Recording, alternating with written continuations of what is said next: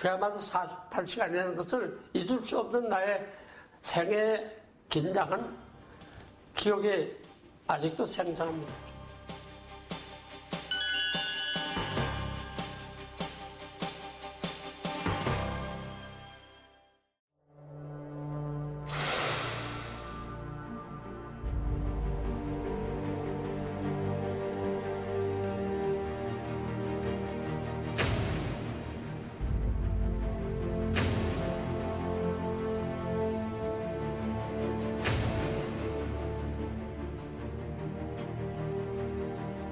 해군사관학교 제가 지원했을 적에 제일 처음에 만난 분이 이제 그 손재덕인데, 소위 말하면 그분이 구두신문을 직접 했어요.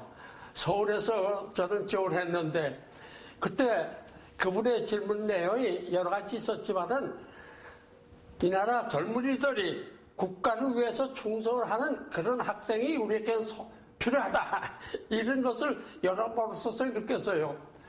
그리고 이제 사관학교 들어갔더니 선대덕께서 이제 초대 교장을 겸임하셨는데, 정신 후락 있을 때마다 재관들은 충공의 후회를 써서 이 나라의 바다를 지켜야 된다, 조국을 위해서 충성을 다해야 된다, 이제 이 말을 항상 강조하셨고, 특히 성견지명이 그분에게 있었다는 것을 제가 오늘날 느끼는 것은 뭐냐면은, 사관생도뿐만 아니라 그 당시 해방병단이라고 그랬는데 그 전 단원들에 대해서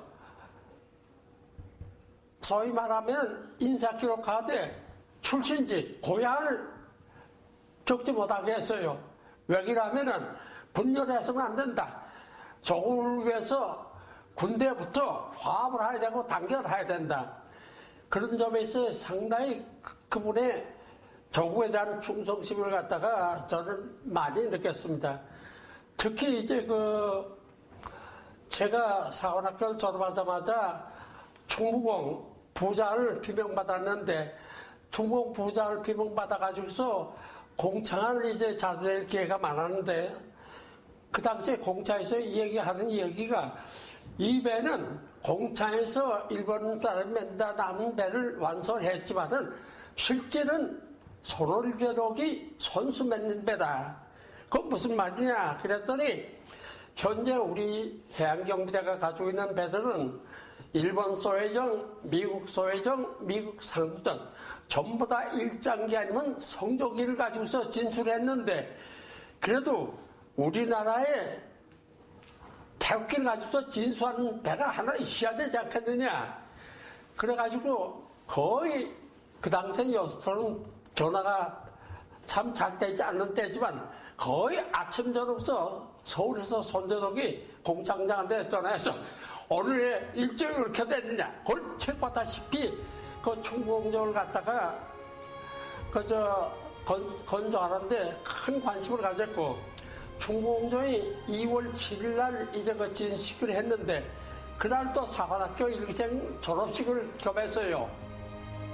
전 장병들은 충무공정신에 표를 써서 제2의 충공이 됐다는 각오를 갖다 전부 좀 단단히 하라고 이제 그런 말씀을 했는데, 물질적으로서의 저는 충무공에 대해서 상당히 손재덕의 그 집념, 손재덕의 액숨이 맨 그 배라고 생각합니다.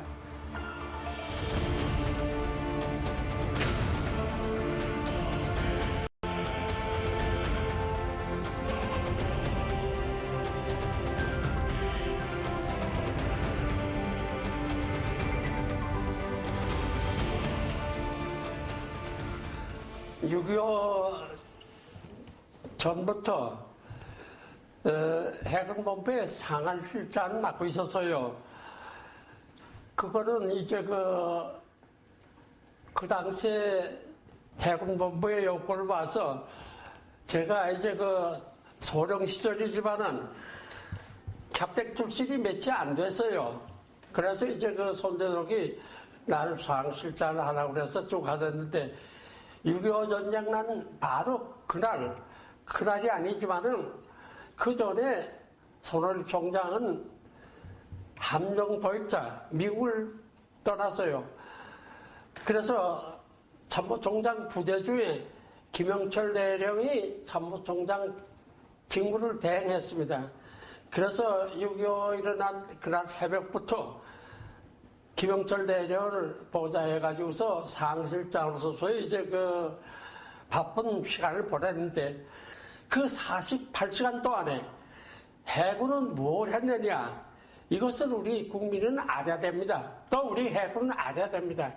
사실 그러한 답답한 환경 속에서 우리 해군이 한 것이 커다랗게 난 세 가지를 얘기하고 싶어요. 하나는 이 세 가지가 뭐 순서대로 일어난 게 아니고 동시에 일어난 겁니다. 첫째, 옹진반도에 우리 17년대가 주둔하고 있었는데 탱크를 앞세워가지고 옹진반도에 물부터 내려오니 순식간에 17년대가 고립이 되어버렸어요. 전면에 위기에 처해 있습니다. 이것은 우선 구출작전 하는 것을 이건 뭐 모든 것을 제어라도 하는데 그 당시 우리 해군이 가지고 있는 LSD가 딱 한 척밖에 없었어요. 다행히 그 LSD가 소에 있었기 때문에 급파할 수 있었습니다. 거기에 대해서 조금 나중에 더 추가해서 말씀드리겠지만은 17년대 구조작전은 참 중요한 작전의 하나였습니다. 물론 성공했죠. 두 번째는 해군서의 상상못하던 문제가 하나 발생했어요. 뭐냐면은 한국은행 지하에 금괴하고 은괴가 4톤 이상 보관되어 있는데 이거를 해군이 이렇게 처리를 하고 방출을 빨리 해줘야지 인민군 손에 넘어가게 되면 대한민국의 국고가 다 넘어간단 말이에요.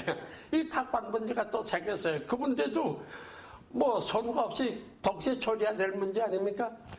거기다 갖다 동해 목포 옥계에 인민군이 상륙하는데 이 상륙군을 갖다 조지해야 된다는 이 긴급 명령을 받고 701함이 백두산이 말이죠. 동해를 출동하다가 저녁에 25일 날 저녁입니다. 8시쯤 돼서 수평선상에 가물가물하게 피어오르는 용기를 보고서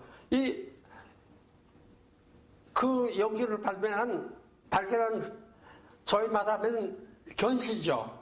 그 사회에 난 1등 공로자로 봅니다. 그걸 놓치지 않고서 당사관한테 보고를 했어요. 해군본부에 그 당시 상합소서는 국제해양법을 제대로 전공한 사람이 아무도 없거든요. 국방부에 보고를 했더니 당장 상실장 바꾸라고 신장관이 전화가 왔어요.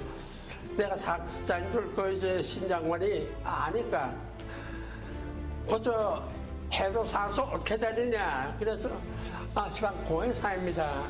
공해사에게 되게 되면 그 국제법상 중요한 문제니까 철저히 결국에 있어서는 수색을 하든지 그걸 국제법에 어긋나지 않도록 처리해야 된다. 그걸 저를 확 끌어버려요. 뭐 바쁘니까 국방장관 말이죠.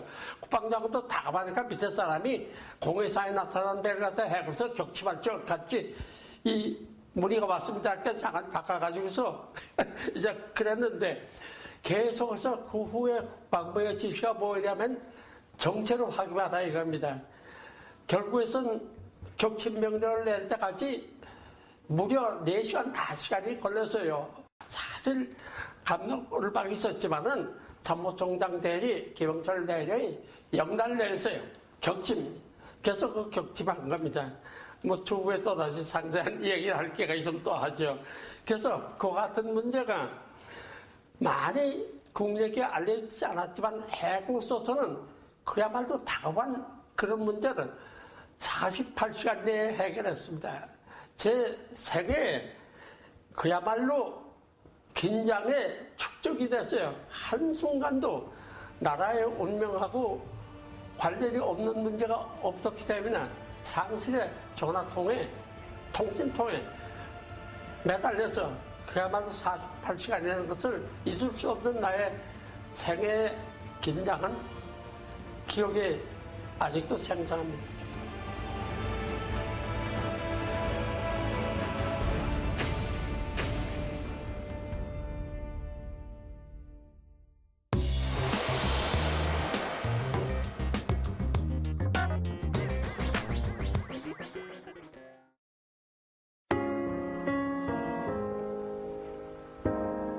처음 당신을 만났죠. 만나자마자 울었죠. 기뻐서 그랬는지 슬퍼서 그랬는지 기억도 나질 않네요. 들을 것이 없었기에 그저 받기만 했죠. 그러고도 그땐 고마움을 몰랐죠. 아무것도 모르고 살아왔네요. 엄마, 나의 어머니, 왜 이렇게 눈물이 나죠. 가장 소중한 누구보다 아름다운 당신은 나의 어머니. 처음 당신의 모습은 기억할 수 없지만 마지막 모습은 죽는 날까지 기억하겠죠. 내 모든 맘 다해 사랑합니다.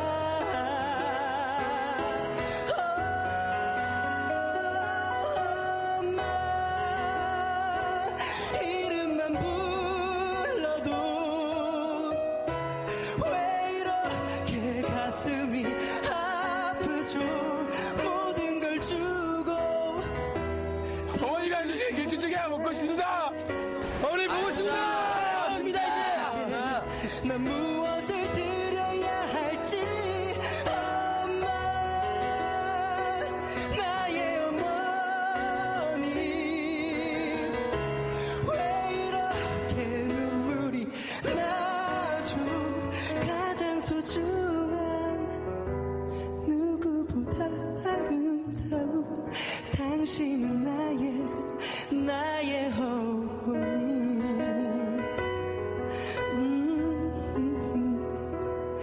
당신은 나의 어머니.